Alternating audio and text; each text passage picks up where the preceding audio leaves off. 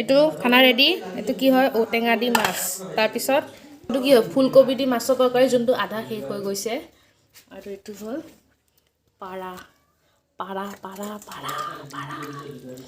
পাৰা আধা আধি শেষেই হ'ল মই শেষ হোৱাৰ পিছত মই ভিডিঅ' বনাইছোঁ বাট ইয়া খালা